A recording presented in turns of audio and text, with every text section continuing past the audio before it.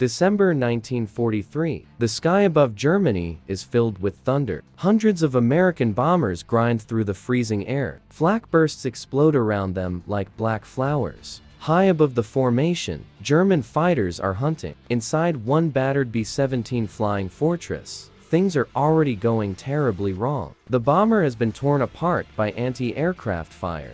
Its tail is shredded. One engine burns. The gun turrets are silent. Most of the crew are wounded. The aircraft is barely flying. And now, a German Bf-109 fighter is closing in from behind. Everyone aboard the bomber knows what comes next. A quick burst of machine gun fire. The sky will claim another crew. But what happens in the next few minutes will become one of the most unbelievable encounters of World War II. The German pilot approaching the crippled bomber makes a decision no one expected. A decision that could cost him his career, maybe even his life. The mission had begun. Like many others, American bombers crossed the North Sea at high altitude.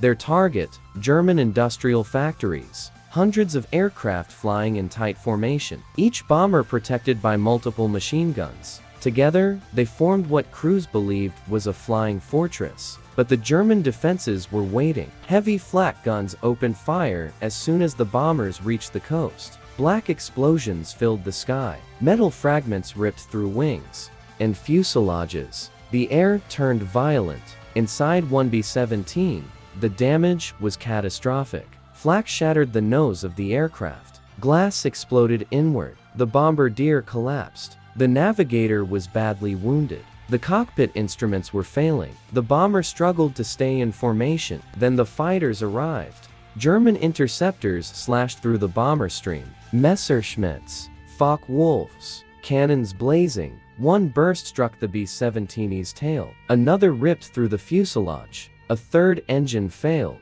The bomber began to fall behind. And that's the worst place a bomber could be, because once you leave the formation, you are alone. Inside the bomber, the crew fought desperately to survive. Hydraulic systems were gone. Control cables were damaged. The tail gunner could barely move. Blood covered the floor. The aircraft listed in the air like a wounded animal. The pilot struggled with the controls. If the plane stalled, they would all fall. But turning back toward England seemed impossible. They were deep inside Germany. Enemy fighters everywhere. The gunners tried to defend themselves, but many of the guns were destroyed. Others had no ammunition left. The once powerful bomber had become a slow, helpless target. Then someone spotted movement behind them. A single fighter approaching. A Messerschmitt Bf-109. Fast.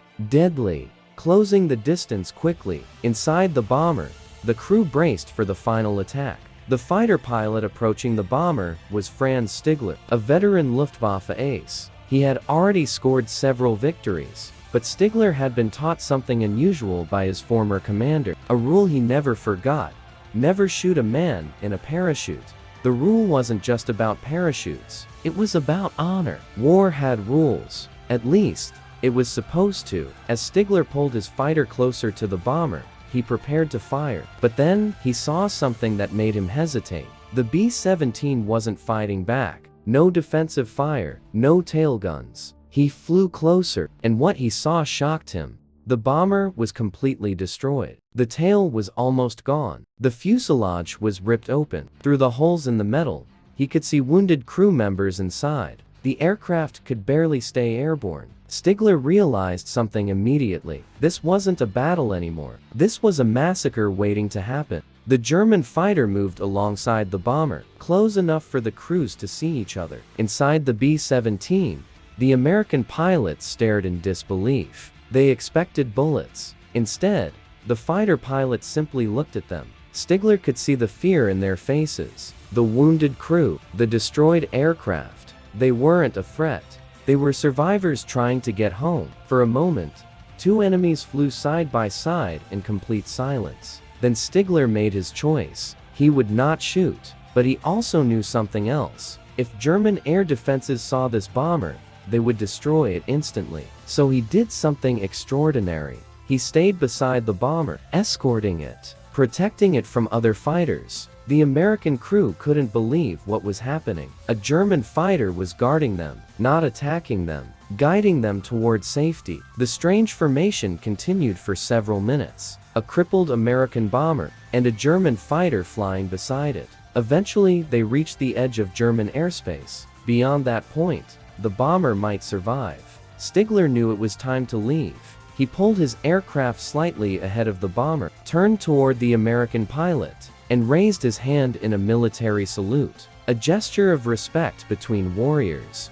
Then the Bf-109 rolled away, disappearing into the clouds. The B-17 continued its slow journey home. Against all odds, the crew survived. They eventually landed safely in England, and for years, the story remained almost unbelievable, because in a war defined by destruction, one fighter pilot chose humanity.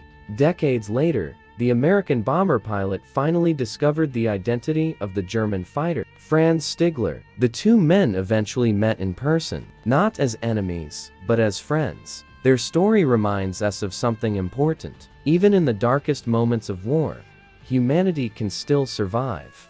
And sometimes, the most powerful weapon a pilot can carry is mercy.